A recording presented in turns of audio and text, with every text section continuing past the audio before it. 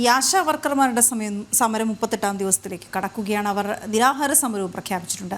ഈ ഒരു ഘട്ടത്തിൽ പക്ഷേ അതിന് പിന്നാലെ അംഗനവാടി ജീവനക്കാരുടെ സമരം തുടങ്ങാൻ പോവുകയാണ്. സർക്കാർ ഇത് കൂടുതൽ പ്രതിസന്ധിയിലാക്കും. വരും ദിവസങ്ങളിൽ അംഗനവാടി ജീവനക്കാരുടെ സമരം ശക്തമാക്കും. ആനുകൂല്യങ്ങളും ഓണറേറിയവും വർദ്ധിപ്പിക്കണമെന്ന് ആവശ്യപ്പെട്ടുകൊണ്ടാണ് അംഗനവാടി ജീവനക്കാരുടെയും സമരം.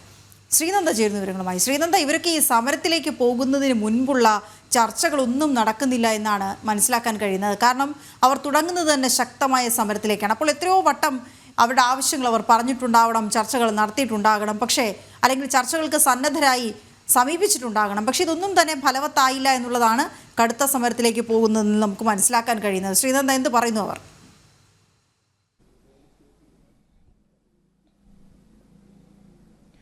വീണ, ഈ ആശാ വർക്കർമാരുടെ സമരം 38-ാം ദിവസത്തിലേക്ക് കടക്കുമ്പോൾ അതിന് പിന്തുണ അർപ്പിച്ചുകൊണ്ട് അല്ലെങ്കിൽ തങ്ങൾക്കും അതുപോലെ ഒരു തങ്ങളെയും ജീവനക്കാരാക്കണം, സർക്കാർ ജീവനക്കാർ തന്നെ ആക്കണം എന്നുള്ളൊരു ആവശ്യം ഉന്നയിച്ചുകൊണ്ടാണ് ഇപ്പോൾ അംഗനവാടി ജീവനക്കാരും അതുപോലെ തന്നെ മറ്റു അംഗനവാടിയിൽ ഉള്ള ആൾക്കാരും സമരത്തിനായി മുന്നോട്ട് വന്നിരിക്കുന്നത്. അവർ മന്ത്രി വീണ ജോർജുമായി, ആരോഗ്യമന്ത്രിയുമായി ചർച്ച നടത്തിയെങ്കിലും ഇവരുടെ സംഘടനകൾ ചർച്ച നടത്തിയിരുന്നു. എന്നാൽ യാതൊരുവിധ നടപടിയും ഇതിനെതിരായി അല്ലെങ്കിൽ ഇവരെ ജീവനക്കാരെ സ്ഥിരപ്പെടുത്തണം എന്നതിൽ യാതൊരു നടപടിയും സ്വീകരിച്ചിട്ടില്ല. ഇതിന്റെ പശ്ചാത്തലത്തിലാണ് ഇവർ രാപ്പകല സമരം എന്നുള്ളത് ഒരു അനിശ്ചിതകാല സമരത്തിലേക്ക് കൊണ്ടുപോകാനായി തീരുമാനിച്ചിരിക്കുന്നത്.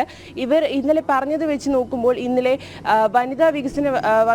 വനിതാ ഡയറക്ടറാണെങ്കിൽ ഇന്നലെ ഒരു ഉത്തരവ് പുറപ്പെടുവിച്ചു. ഇവർ ഉടൻ തന്നെ തിരിച്ച് ജോലിയിൽ പ്രവേശിച്ചില്ലെങ്കിൽ ഇവരുടെ ജോലി നഷ്ടമാകുമെന്നും അതുപോലെ തന്നെ ഇവർക്കെതിരെ നിയമ നടപടികൾ സ്വീകരിക്കുമെന്നുമാണ് ഉത്തരവിൽ പറയുന്നത്. എന്നാൽ ഈ ഉത്തരവൊന്നും ഇവരെ ബാധിക്കുന്നില്ല. യാതൊരു തരത്തിലുമുള്ള എന്ത് വന്നാലും ശരി തങ്ങളുടെ ആവശ്യങ്ങൾ നിറവേറ്റാതെ തങ്ങൾ ഈ ഒരു സമരത്തിൽ നിന്ന് പിന്നോട്ടില്ല എന്ന് ഉറച്ചു പറയുന്ന ഒരു ജനതയായിരുന്നു നമുക്ക് ഇന്നലെ അവിടെ ഒരു സമരപ്പന്തലിൽ കാണാൻ സാധിച്ചത്.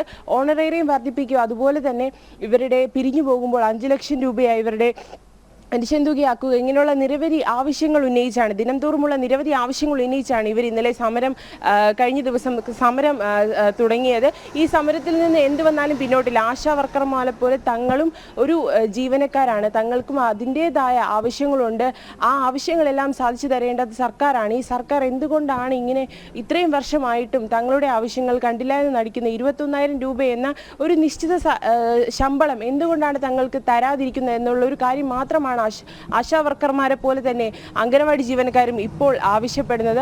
അംഗനവാടി ജീവനക്കാർക്ക് ഐക്യദാർഢ്യം പ്രഖ്യാപിച്ചുകൊണ്ട് തന്നെയാണ് ആശാ വർക്കർമാരും സമരപന്തലിലുള്ളത്. അതുപോലെ തന്നെ ഇനിയും സർക്കാർ ചർച്ചകൾ തയ്യാറാകണം. തങ്ങളുടെ ആവശ്യങ്ങൾ ന്യായമാണ്. ഈ ആവശ്യങ്ങൾ എന്ത് വന്നാലും സർക്കാർ അതിന് ഒരു നടപടി എടുക്കണം.